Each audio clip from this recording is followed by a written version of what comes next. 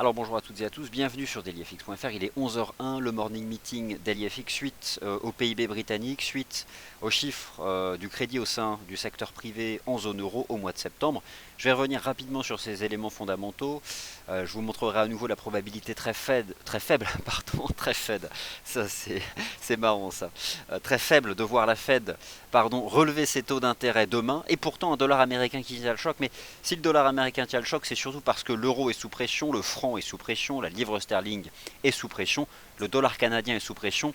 Le dollar américain, lui, globalement neutre sur le marché d'échange depuis 6 mois. Par contre, le CAD baisse, l'euro baisse, le franc baisse, enfin le franc de la Suisse bien sûr, pas le franc français. La livre sterling qui recule suite aux chiffres du PIB britannique au troisième trimestre. Et donc voilà ce qui entretient cette phase de reprise haussière depuis 3 semaines sur l'US dollar index de FXM par exemple. Vous avez sous les yeux l'avertissement sur les risques liés au trading des devises et des CFD. À 13h30 tout à l'heure, les commandes de biens durables aux États-Unis. Alors pourquoi 13h30? Faites attention, puisque je vois encore quelques erreurs à ce sujet. Nous sommes passés à l'heure d'hiver, les États-Unis non. Ce qui signifie que cette semaine, les stats américaines fortes sont publiées à 13h30. D'ailleurs, vendredi prochain, vous savez que c'est la conférence mensuelle d'LIFX FXM, et Sylvain vous proposera une session de scalping DAX entre 13h et 14h, justement pour être en plein cœur des stats US qui sont attendus à 13h30. Alors, nous sommes donc le 27 octobre 2015, la macro était chargée ce matin.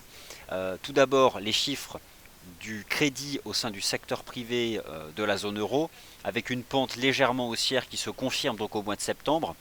1,1% de croissance du crédit au sein du secteur privé. On reste sur une dynamique de reprise, mais qui reste trop faible en tout cas, si l'on en croit la Banque Centrale Européenne, qui devrait donc étendre son programme de quantitative easing au mois de décembre prochain précisément. Elle devrait l'annoncer le 3 décembre prochain. Alors, ce qui moi m'intéresse, c'est qu'au fond, le mois de septembre va avoir en son cœur ces spéculations. Et je pense que ces spéculations vont porter le marché action plus haut. C'est pourquoi je confirme viser 5000 points sur le CAC en novembre. Là, on consolide, c'est un pullback. Je ne connais pas l'amplitude finale, peut-être 4800, 4850, on verra. Mais je pense que voilà, on consolide, mais qu'à un moment ou à un autre, le marché va former un creux pour repartir. Et l'euro-dollar, lui, je pense qu'il est sous résistance. Quelle est la bonne résistance? Je posais la question ce matin, on a baissé, on reprend. Je pense qu'on peut encore revenir chercher un 11 à 11,30. Vous savez, demain, la Fed, elle va publier un communiqué platonique qui dira on ne relève pas les taux, il y a les risques chinois.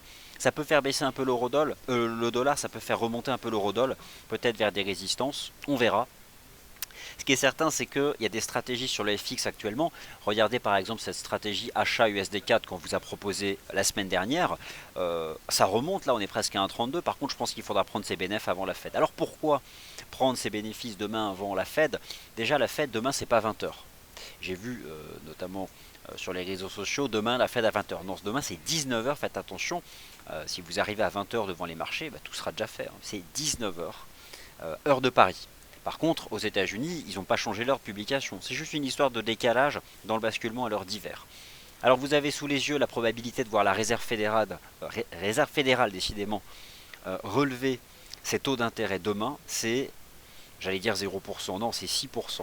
Alors si ces 6% ont raison, autant vous dire que d'une part ils seront contents, mais que surtout le marché va violemment se réajuster. En tout cas, le dollar US est un facteur neutre sur le marché des changes. Les banques centrales, toutes les banques centrales, elles ont agressivement réagi à la Fed. La Fed, en septembre, elle nous a dit, voilà, il y a le risque chinois, on ne relèvera pas les taux. Ok. Le dollar avait corrigé. Mais les banques centrales, les autres, cette fois-ci, elles n'ont pas voulu finalement se faire avoir par la Fed. Et elles ont été agressives. La Banque populaire de Chine qui a baissé tous ses taux directeurs, la Banque centrale du Canada qui annonce potentiellement le faire cette année, en tout cas elle a mentionné le change, la Banque d'Australie qui annonce dans ces minutes la semaine dernière qu'elle envisage d'abaisser ses taux d'ici la fin d'année, la Banque Centrale Européenne qui s'engage à agir le 3 décembre prochain. Bref, bon, voilà. Elles n'ont pas voulu laisser finalement le lead monétaire à la Réserve fédérale. En tout cas, elles ont voulu maintenir l'écart. Maintenir l'écart, et donc elles sont allées plus loin dans leurs mesures accommodantes. Ce qui fait qu'en dépit demain d'une probabilité quasi zéro de voir la Fed relever ses taux, et cette probabilité elle est faible même en 2015, elle est plus forte au premier trimestre 2016, comme vous le constatez ici sur cette capture d'écran Bloomberg, eh bien, l'euro-dollar a chuté, l'USD-CAD a monté, même le GBP-USD reste sous résistance, et l'USD-CHF, je pense qu'il y a un vrai potentiel de remonter à la parité. Alors, pour le coup, on ne verra pas la parité euro-dollar cette année, si on la voit, ce serait vraiment bluffant, mais par contre, on peut voir la parité USD-CHF. Voilà donc mon propos. Cet après-midi, on se concentrera sur les commandes de biens durables aux États-Unis. Vous assistez au morning meeting d'LIFX, donc on couvre tout, la globale macro notamment. C'est pour cette raison que je viens de vous proposer cette introduction sur les fondamentaux. Maintenant, on va parler graphiques, quelques graphiques swing trading. Alors pour le swing trading, moi si je devais finalement faire correspondre le type de trading et les graphiques, je dirais que le swing trading, le daily, c'est bien de l'avoir en tête, puis le H4 c'est bien pour se placer. Donc je commence par le daily. Un premier chart qui superpose ici le graphique du taux de change euro-dollar et le graphique de l'USD-CHF. Je pense que le taux de change euro-dollar en novembre ira chercher 1,0850. Alors par contre à court terme on fait une petite reprise. Cette petite reprise de l'euro-dollar, moi elle m'intéresse ce matin dans le Good Morning Euro-Dollar. J'ai posé la question quelle résistance shorter. Et donc j'ai donné une zone comprise entre 1,1075 $ et 1,1130 $. Alors on a déjà eu un rejet sous 1,1075, mais c'est pas pour autant déjà la fin de la reprise. Il ne faut pas exagérer. Parce que les commandes de biens durables, ça se peut, elles peuvent être mauvaises cet après-midi, ça peut faire remonter l'euro-dollar. Demain la Fed qui montera pas ses taux, ça peut faire aussi un peu remonter l'euro-dollar. Donc croyez pas que c'est déjà la fin du rebond de l'euro-dollar. D'ailleurs le CAC, le DAX, etc. consolide. Je pense que ça peut encore durer cette consolidation, donc ça va bien avec un scénario de reprise de l'euro-dollar à court terme. Donc, faut pas, voilà. Par contre, peut-être que après la Fed, jeudi, on aura une bonne résistance sur l'euro-dollar. En tout cas, je pense que en novembre, l'USD-CHF peut progresser en direction des 0,99, que l'euro-dollar peut baisser en direction des 1,0850 $, que le CAC peut remonter à 5000 points. Alors n'en déplaise à certaines personnes, ce n'est pas du permaboulisme, hein, mais voilà, c'est la tendance. Les prix ont leur dynamique propre. Et je ne suis pas l'ardent défenseur du permaboulisme. Hein. C'est juste une constatation de l'action des prix. Et c'est le scénario qui me semble le plus probable en attendant la BCE le 3 décembre prochain sur ces marchés. Alors justement, le CAC 40 en données journalières, qu'en est-il? Vous avez sous les yeux le graphique en données journalières du CAC 40. Ça, c'est le scénario que je défends. Rappelez-vous, j'avais déjà défendu le double creux sur 4300 points. Puis l'accélération haussière au-dessus des 4600. Ensuite, débordement des 4740. Je pense que là, on a fait une belle jambe de hausse la semaine dernière verticale. On la retrace. Alors, d'ailleurs, on peut raisonner en retracement de Fibo. J'attrape la jambe de hausse de la semaine dernière. Allez, on va se mettre un petit 50%. Un 50%, ce qui nous donne un 4800. Voilà. Alors, est-ce qu'on peut revenir à 4800? Je ne sais pas. Mais j'ai le sentiment que l'amplitude max, ça pourrait être 4008 sur le CAC. En tout cas, on est dans une conso. Je pense que ce sera une sorte de drapeau ou de fanion, on verra. Ça, c'est en intraday qu'il faut affiner. Elle n'est pas finie cette conso, mais je pense qu'il faut l'utiliser pour se placer et viser 5000 points en novembre. Ça, c'est mon opinion. Et j'ai cette conviction, notamment depuis la cassure des 4600.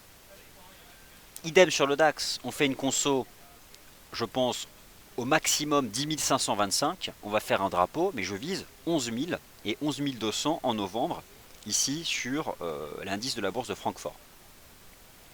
Et j'ai toujours donc cette belle cassure haussière de l'Eurostoxx 50, les fameux 3300 points, qu'on avait déjà cassé à la hausse le 22 janvier dernier, lorsque justement la Banque Centrale Européenne avait annoncé qu'elle engagerait un QE en mars. Ben là, c'est la même thématique. On a eu le 22 octobre la BCE qui annonce que le 3 décembre, elle va faire quelque chose. C'est toujours la même chose.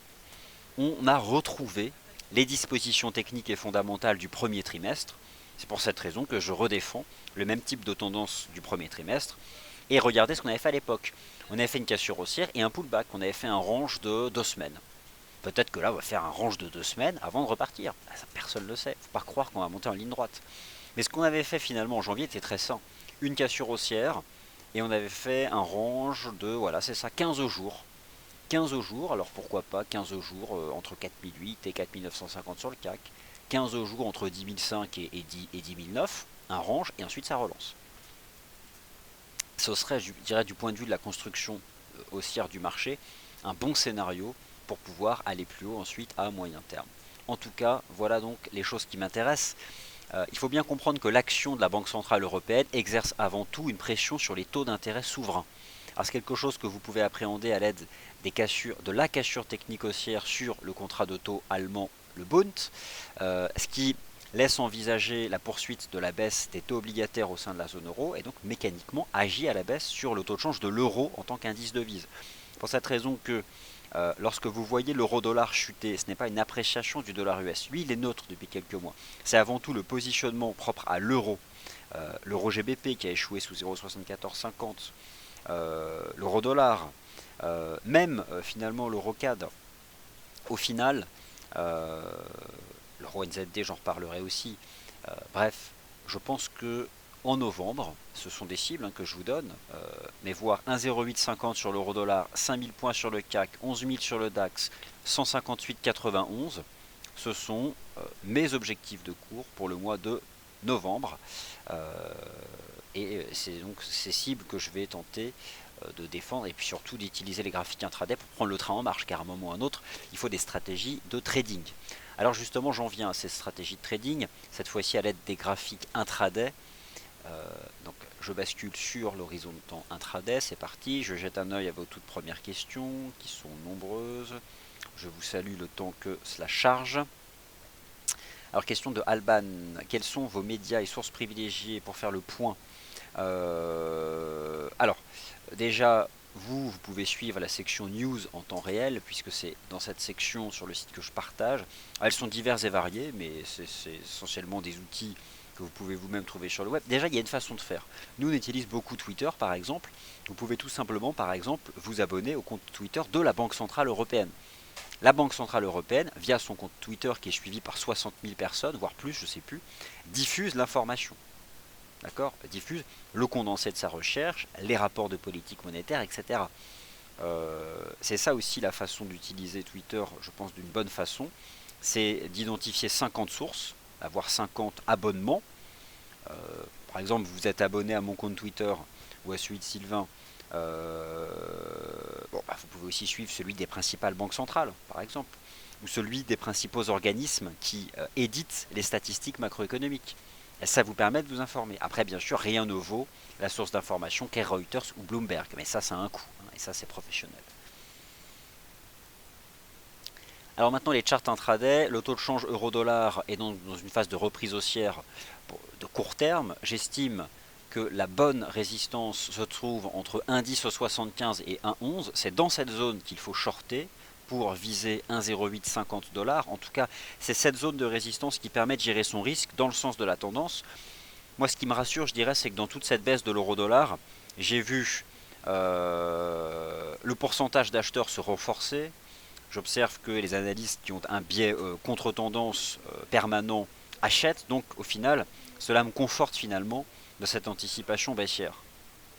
Donc, maintenant, quant à savoir dans cette zone quelle est la bonne résistance entre 1,1075 et 1,11 $ sur le taux de change euro-dollar, bah écoutez, pour l'instant, j'ai pas la réponse.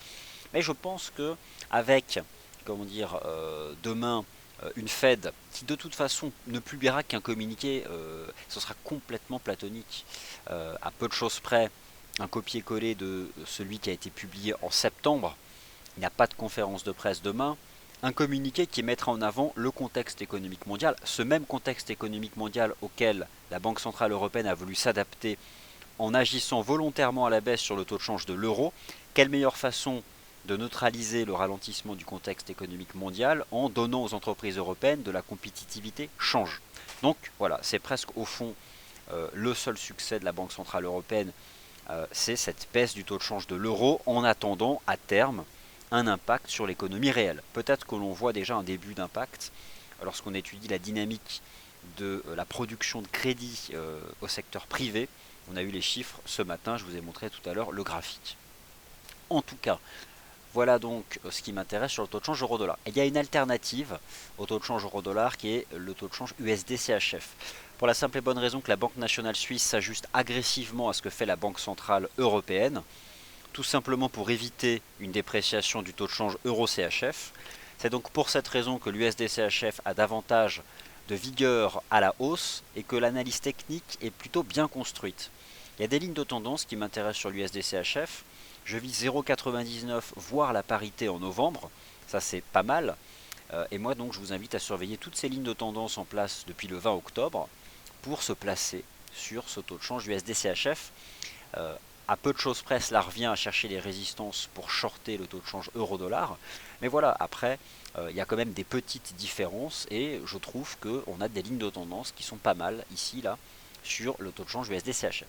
L'USD4, c'était la conviction forte de la semaine dernière, à la fois fondamentale parce que la Banque centrale du Canada, parce que les chiffres de l'inflation au Canada au mois de septembre, et parce que la structure de creux majeur en analyse technique sur les 1,2834 dollars canadiens, et cette structure en épaule, tête-épaule inversée, avec la cassure de la ligne de coût, le pullback avec l'inflation, ça relance.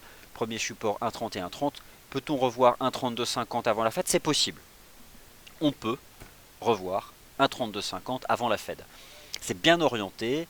On a fait une espèce de rounding là de relance.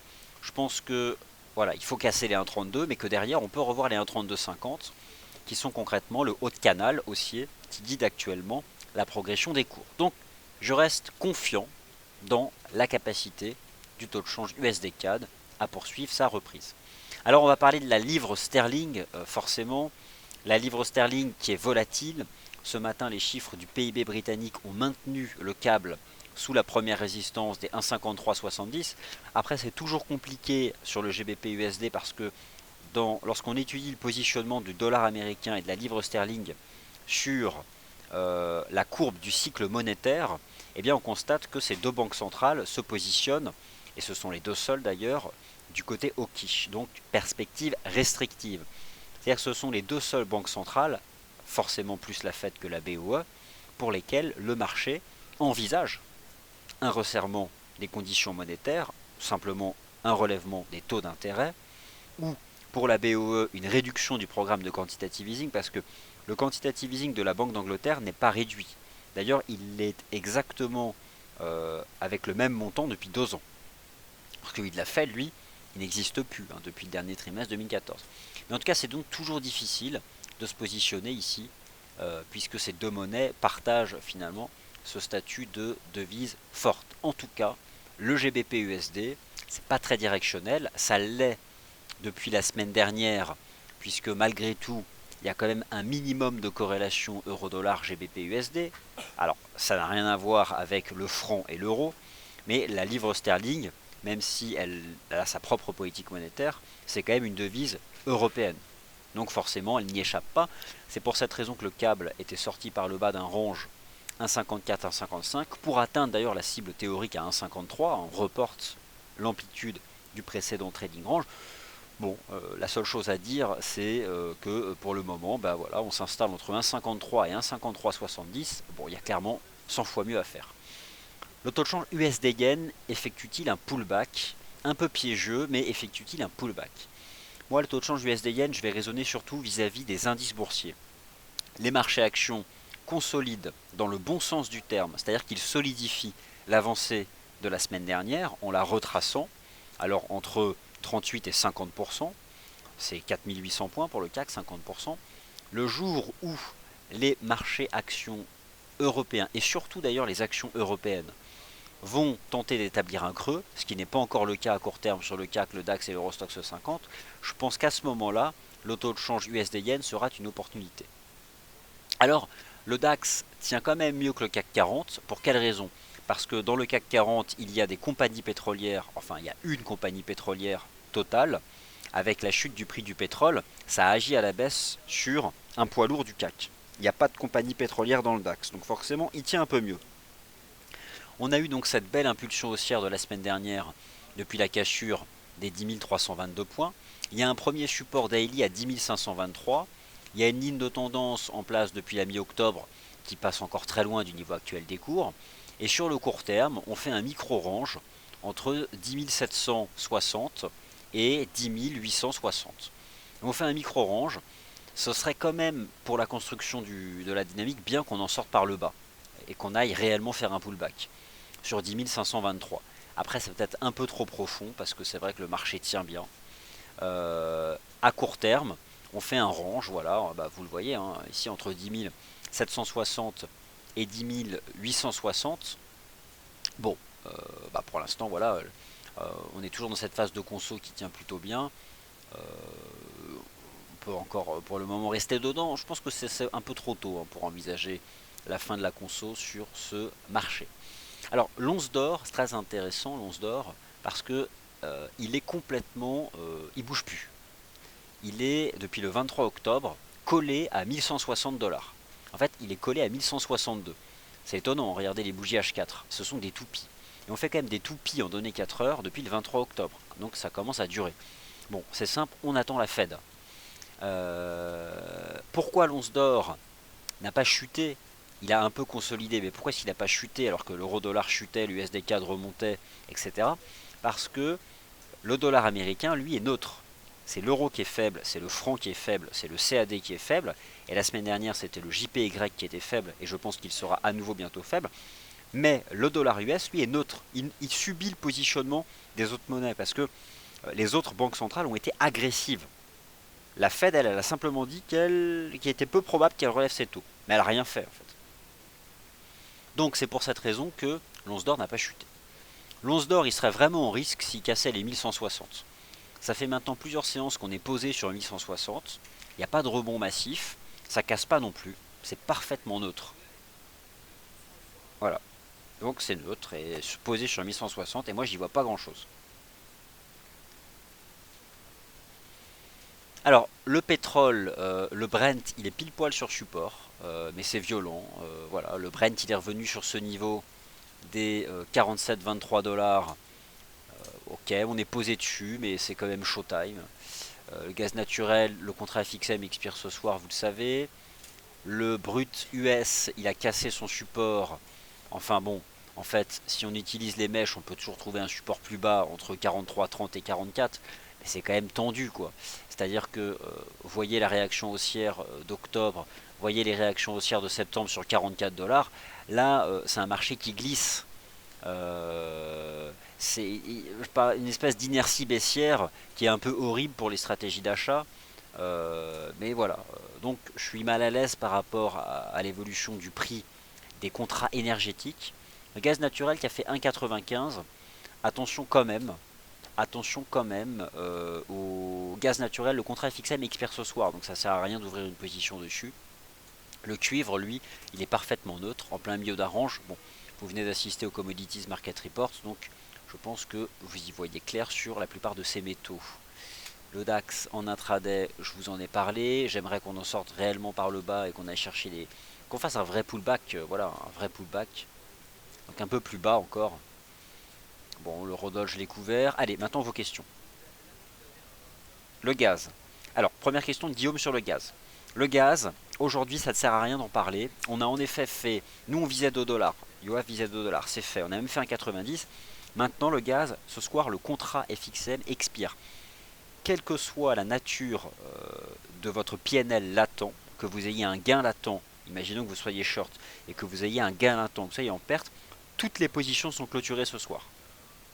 Avec un nouveau contrat demain. Alors, question de Kerzelen sur le GBP Yen suite au PIB britannique. Il y a de la vol sur le GBP Yen. Honnêtement, le GBP Yen, le voilà en swing, c'est un range de 8000 pips, entre 180 et 188. Maintenant, on peut probablement essayer d'identifier... Le GBP Yen va se comporter comme la plupart des paires en yen. Le yen japonais dans l'attente de la Banque centrale du Japon en fin de semaine. Et je pense que la BOJ, elle publie d'ailleurs un rapport monétaire le 30 octobre au petit matin, donc vendredi. À mon avis, le yen, ça va se réveiller vendredi en fin de session asiatique et à l'ouverture de la session européenne. Donc c'est à ce moment-là qu'il faudra y être. Sur le court terme, on a cette espèce de canal qui marche bien. Donc c'est probablement dans cette zone qu'on pourrait envisager une stabilisation du GBP Yen. C'est un peu comme l'USD Yen. On peut peut-être encore un peu baisser avec les marchés actions avant de repartir à la hausse. Donc c'est trop tôt. Trop tôt pour acheter les GBP yen, trop tôt pour acheter l'USD yen. Alors, question de visiteur. Question de visiteur. S'agit-il d'un début de marché baissier de moyen terme sur le DAX? Bon, bah, vous connaissez ma réponse, hein. Pour moi, c'est un pullback. On retrace ce qu'on a fait la semaine dernière. Éventuellement, peut-être qu'on viendra à 10 500. Par contre, moi, 10 500, c'est achat fort, quoi. Et je vise 11 000 en novembre. On en reparlera. Alors, question sur l'AUD yen.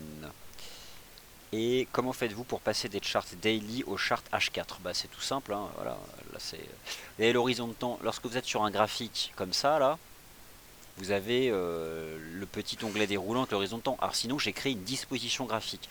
En fait, vous faites ce que vous voulez avec la Market Scope, vous pouvez créer des dispositions graphiques. Moi, j'ai créé une disposition graphique avec tous mes graphiques weekly, une disposition graphique avec tous mes graphiques daily. Donc, j'ai qu'à changer de disposition graphique et tous les actifs que je suis passent du weekly au daily, puis du daily au H4, puis du H4 au H1. Chacun sa façon de faire. Donc vous allez dans fichier disposition, et c'est là que moi, regardez, je me suis créé mes dispositions horaires, journaliers, weekly, et vous pouvez faire ce que vous voulez, quoi.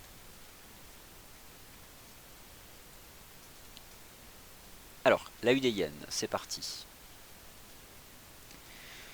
Alors que dire sur l'AUD yen si ce n'est pas grand chose, et en effet il n'y a franchement pas grand chose à dire sur l'AUD yen. Alors malgré tout, je vais juste simplement comprimer, on voit que le marché a tenté de former un creux ici. Je vais prendre un peu de recul, hein.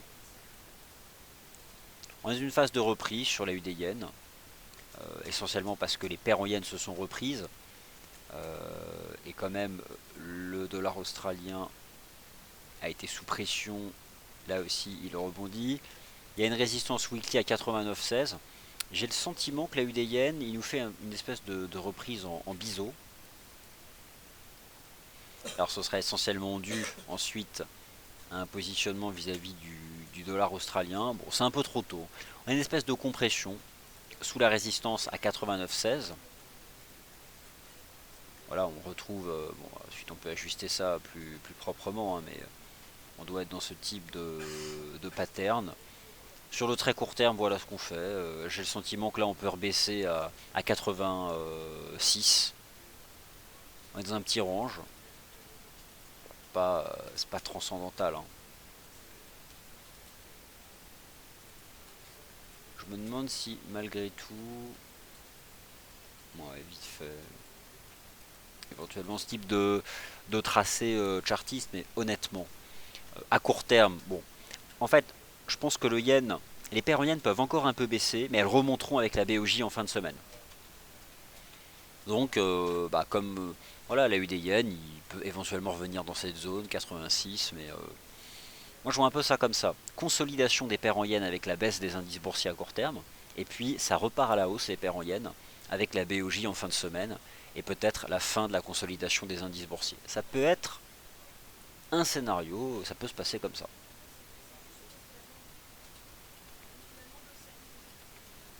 Alors bon, vous l'avez compris, on va quand même se concentrer sur l'euro-dollar et l'USD-CHF qui peut nous aider parce qu'il c'est presque un miroir de l'euro-dollar.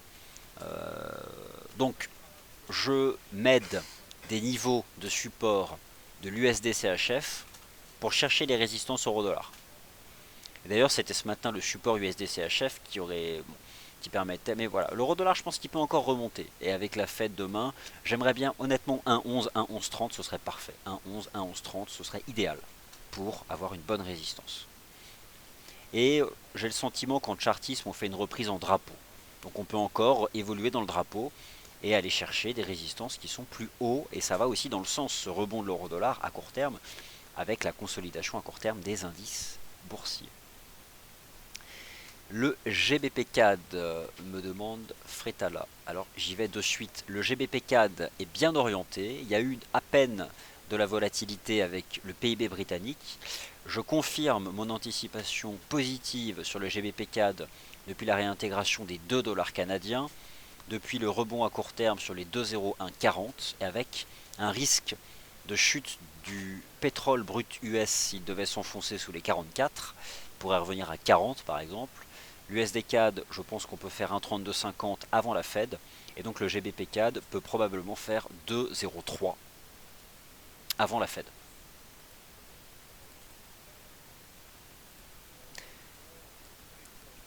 Alors, Totof, bonjour, que pensez-vous de l'AUD-USD? Pourrait-il remonter un jour? Alors, ça va dépendre en grande partie de, vous allez dire, c'est pas très original, mais c'est comme ça que ça marche sur le marché des changes, de ce qu'envisage de faire la Banque de réserve d'Australie en cette fin d'année. Mais moi, d'un point de vue technique, l'AUD-USD, il est toujours sous la résistance. Je vais vous montrer en weekly. Voilà, depuis septembre 2014. Donc pour moi, le risque, ça reste la baisse. Et voilà, sous les 0,73. À court terme, on est dans un range 0,72, 0,73. Si je devais vendre, ce serait là, entre 0,73 et 0,73,20.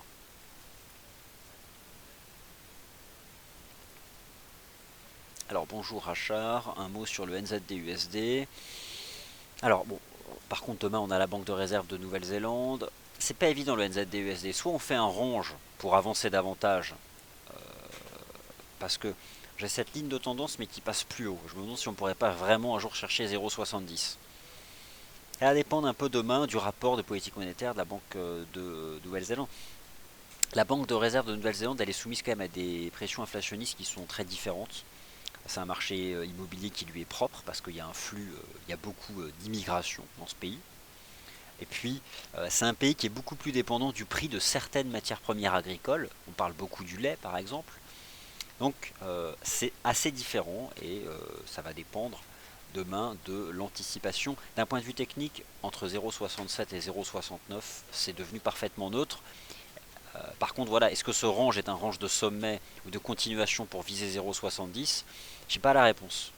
J'ai pas la réponse, mais j'aurais tendance à dire que si vous voulez jouer la continuation de la tendance en place depuis mi-septembre, 0,67 c'est un bon niveau pour gérer son risque.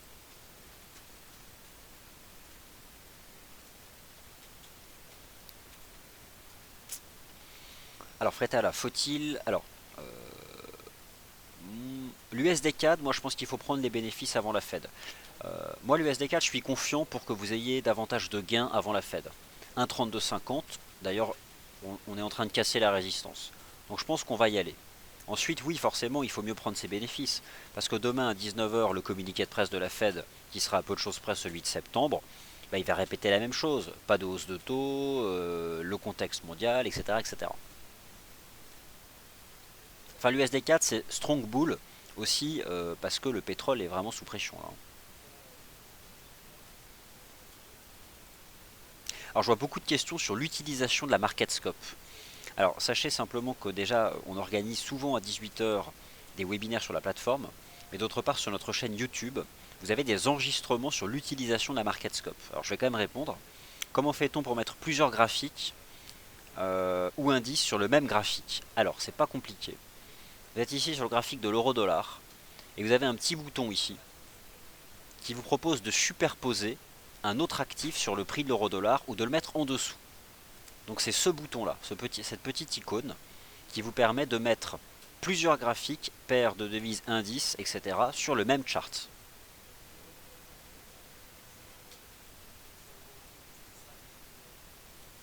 Voilà, bah écoutez, c'est la fin du morning meeting. Prochaine émission 13 h, le 13 h des day traders. Moi je vous retrouve à 14 h 15 pour réagir aux commandes de biens durables aux États-Unis qui auront été publiées à 13 h 30. Merci beaucoup et à tout à l'heure.